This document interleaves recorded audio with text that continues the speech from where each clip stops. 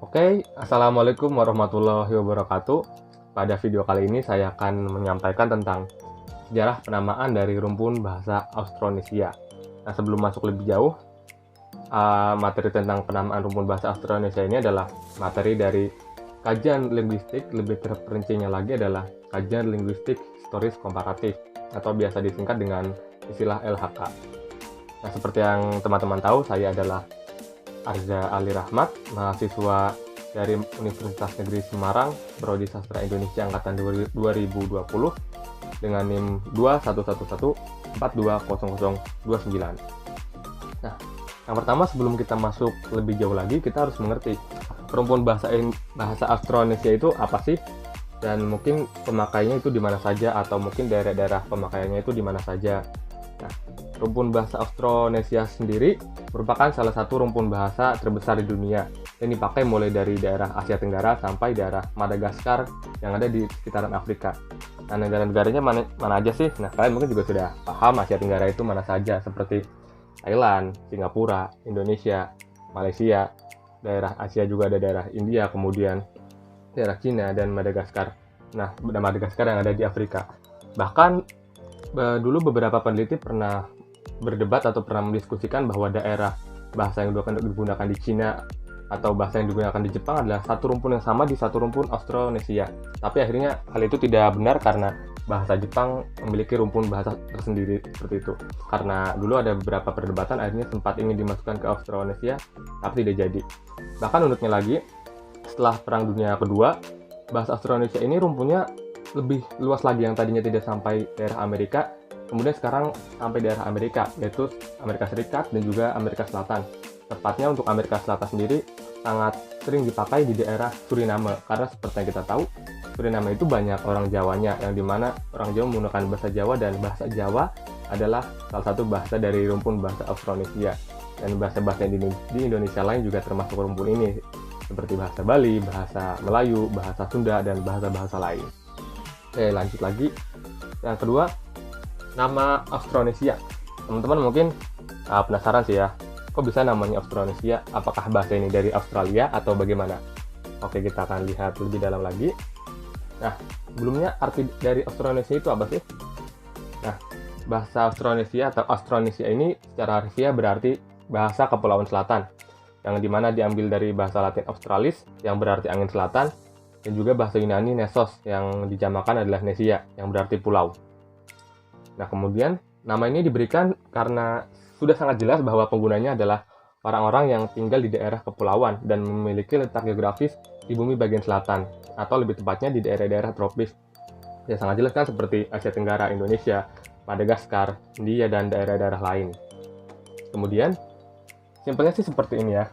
Nah, pertama dari bahasa Latin Australis, kemudian Nesos atau Nesia menjadi Austronesia secara utuh, dan seperti yang kita tahu bisa diartikan menjadi secara utuh adalah bahasa Kepulauan Selatan atau Austronesia. Nah, kemudian siapa sih yang mencetuskan nama ini? Kan tidak mungkin nama Austronesia itu tiba-tiba ada atau mungkin tiba-tiba jatuh dari langit, kan tidak mungkin. Nah, dalam hal ini adalah ada beberapa peneliti atau beberapa orang atau satu orang secara khusus, secara spesifik yang akhirnya memberikan nama Austronesia dan akhirnya disepakati hingga saat ini. Siapakah dia? Dia adalah Wilhelm Schmidt, yaitu seorang linguis dan etnologis dari Australia. Austria itu ada di Eropa. Austria itu bukan Australia yang ada di selatan yang dekat Indonesia, itu bukan. Nah, kemudian Schmidt ini memberikan nama Austronesia pada tahun 1899. Dia menyatakan bahwa nama Austronesia adalah nama pengganti atas nama sebelumnya, yaitu Malayo-Polynesian. Dia juga menentang pengeluaran bahasa-bahasa dari Mikronesia dan Melanesia pada Malayo-Polynesian. Jadi, pada saat namanya masih Malayo-Polynesian, belum Austronesia, banyak para ahli atau peneliti yang mengeluarkan atau tidak memasukkan bahasa-bahasa dari Mikronesia dan juga Melanesia ke rumpun bahasa Austronesia atau saat itu Malayo-Polynesian. Nah, Smith tidak setuju dengan hal ini, dan akhirnya setelah nama Austronesia ini diputuskan oleh dia, bahasa-bahasa dari Mikronesia dan Melanesia masuk ke dalam rumpun bahasa Austronesia. Nah, lebih lanjut, akhirnya alasan Smith ini diterima dan nama Austronesia dipakai sampai saat ini. Sementara nama Malayo-Polinesia dan bahasa-bahasa di dalamnya dianggap sebagai bagian dari rumpun bahasa Austronesia.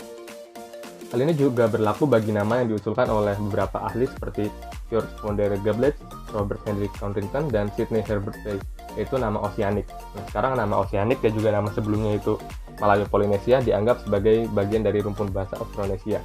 Jadi bisa disimpulkan bahwa tadinya pertama adalah Malayo-Polynesian, kemudian diusulkan lagi Oceanic, dan kemudian akhirnya sampai sekarang Austronesia. Tapi penamaan Malayo-Polinesia dan juga penamaan Oceanic ini tidak hilang atau ditolak mentah-mentah ya. Dan nama ini malah nantinya adalah masuk ke dalam rumpun bahasa Austronesia ini dengan menginclude atau memasukkan bahasa-bahasa yang sebelumnya tidak masuk ke bahasa Austronesia, seperti itu. Nah, pergantian nama ini sangat umum di pikiran atau di sejarah ilmu pengetahuan, tidak hanya di ilmu linguistik, tapi ada banyak ilmu lain yang nama yang awal kemudian diubah menjadi nama yang baru seperti yang kita kenal sekarang. Hal itu sangatlah normal dan itu diaplikasikan atau terjadi dalam penamaan bahasa Austronesia ini. Yang pertama namanya Malayo-Polynesian, kemudian menjadi Oceanic, dan kemudian sekarang menjadi Austronesia. Hal ini sangatlah wajar dan begitulah ilmu pengetahuan selalu berkembang. Ada hal baru, kemudian ada yang diganti, kemudian ada yang dikeluarkan, kemudian ada yang masuk yang baru, dan kemudian jadi seperti yang kita kenal sekarang ini. Dan tidak menutup kemungkinan bahwa di tahun-tahun mendatang Austronesia bisa saja nama itu akan hilang atau nama itu akan diganti dengan nama yang lebih baru karena adanya perkembangan ilmu pengetahuan. Nah, oke. Terima kasih telah mendengarkan, ya lebih tepatnya mendengarkan dan juga menonton video dari saya. Terima kasih teman-teman yang sudah menyimak dengan baik. Wassalamualaikum warahmatullahi wabarakatuh.